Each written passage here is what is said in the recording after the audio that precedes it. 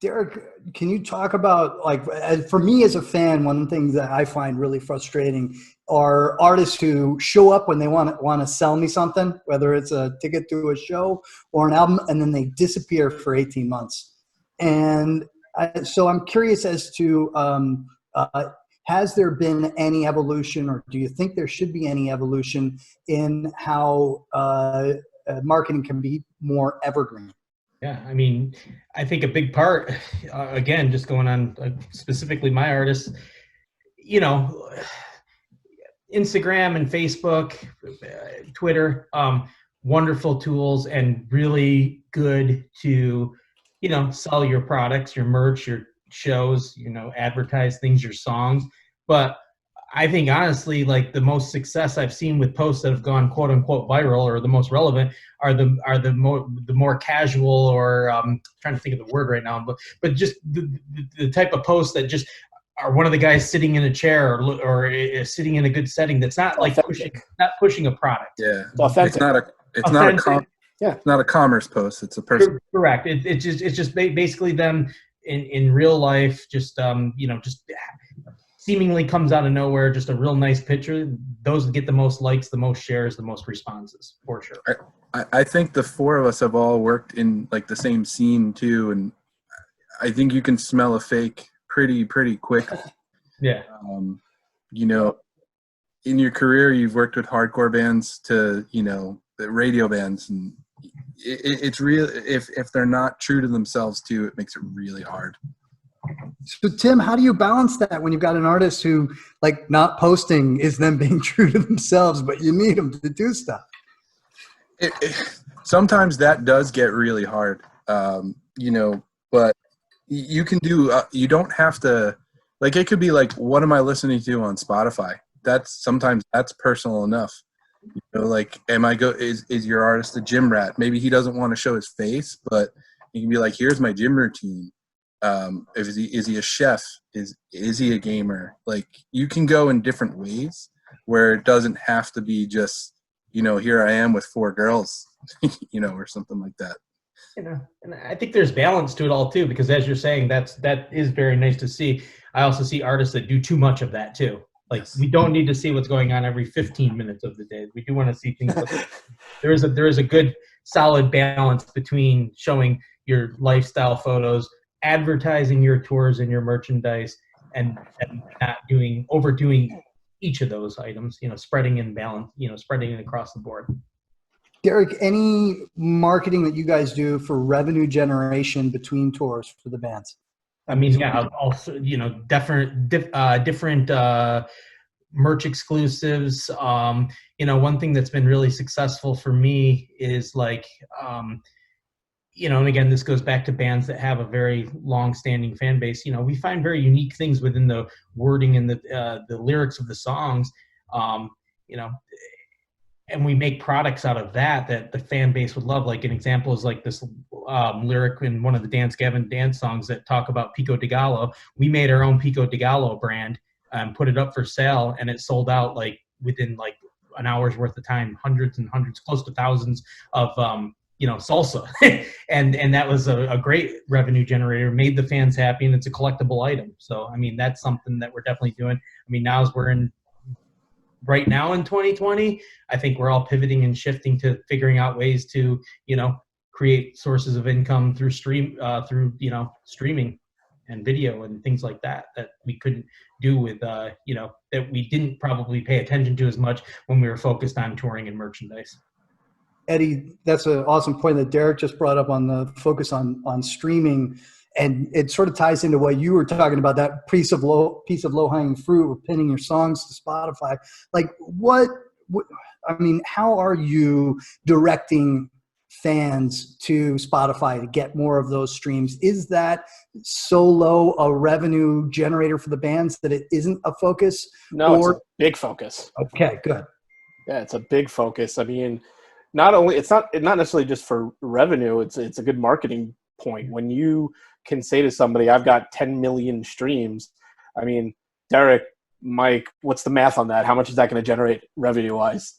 You guys remember what the equation I is? don't have it right out in front of me. It's still pretty solid for sure for Right. artists. Yeah. But it's not like, it's not, 10 million singles. It's not 10 million albums. It's still, a It's streaming second platform. home money. Second home money. There you go. Second home money. But at the end of the day, it's still it's an important thing to feed, because that's how everybody consumes their music. I think it's important to also note that a lot of people don't only use Spotify. Mm-hmm. And you have to be smart on how you spread it out. I mean, there's Spotify, there's Apple. The one that I focus on heavily now, because it's how I consume new music, is YouTube. And I think rock bands and metal bands in our genre completely ignore the platform. And it's crazy to me that we're still educating them on how to consume music, because YouTube pays just as good as anybody else does. I think Pandora is another one too, because Pandora's great. yeah, I feel like a lot of bands haven't been focused on Pandora, and hey, Pandora is part of Sirius now too. So I mean, and I think Pandora is a lot more friendly, because you can go in the back end and put out a message to your fans that appears on your station, about touring, or hey, here's my new song, here's an anecdote about that song. You can do those types of things with Pandora too. Well, Tim, one of the things that we talk about at Outerloop is just how, especially for bands who are doing everything for themselves, they're clawing their way to get up. They are often told you need to be really active on Facebook and Twitch and Twitter and Instagram and YouTube, and it just gets spread so thin. And the same thing I think could happen with the streaming platforms. But so, do you have any advice for artists who are DIY and need to figure out where they need to focus at this stage of their career?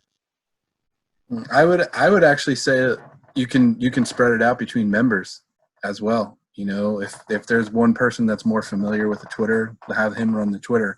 But keep the message consistent. Have a common voice with each other. One of the things we always try and do is, if the packaging has colors, for example, you want to tie it all together. Like have your imaging be consistent, but be one voice. But I would say, split it between your bands. Like, bands are multiple members. You guys, they can all do something. They all have their talents. If that makes sense. Yeah, absolutely. Also, Spotify for artists, they can go in themselves. They can see what they're doing. You can you don't have to count on anybody else. You can do it yourself. An artist we're looking at signing right now has done all their pitching through that app. They've gotten key playlists. Which artist is that? So it will remain nameless for now. Mike, how many of your clients, present and past, have been active in using Spotify for Artists, or has you as a manager, your team at the management company, have you guys dived in to do that for them? And what are you guys doing? What works? I mean, it's a little bit of a mix, in all honesty, depending on whether or not the band, some of the bands really take to that and are motivated by being able to go in and manipulate the stuff and see the things in real time. There's a number of tools that we use to measure these things and try to share it. I mean, to me, it's all about figuring out what motivates the artist and not trying to get them to do something that, inherently they just aren't interested in. So I like to take it back a step, right, and figure out what is it, like you guys talked about social posts and whatnot. I mean, there's a healthy balance of everything. It's like, you've got to have brand awareness be just one component of it. Then you've got to have calls to action be another component of it, as these guys talked about with balance. It's got to be the same thing with streaming platforms, or just the ways that people consume music. Ultimately, where I typically start is, where does the artist consume music? If they consume it on YouTube, like Eddie's saying, where he consumes it, then he gets a little bit more passionate about trying to figure that out and figure out the way to game the system. I think that's ultimately like the mindset that all of us on this call have, is a way like of how do you sneak one past the goalie, right? Like, what is it? There's all this stuff out here that you're talking about, so many platforms, all this stuff. Like, what can we do to either work twice as hard as someone else, And really that's not as appealing as work twice as smart as someone else. So what is it about which platform that, you know, the artist likes or that our team likes? But yeah, I mean, we do ultimately try to support in every way we can, but you know, you've heard it a million times, Paul. It comes back to, you know, what is it that you're pushing? It makes it so much better if you know, if we've got a great song and or a great, you know, brand, as we've talked about, and then as we're pushing that, it's just not as much of a slog, and you know, the dominoes eventually start to fall and fall much quicker.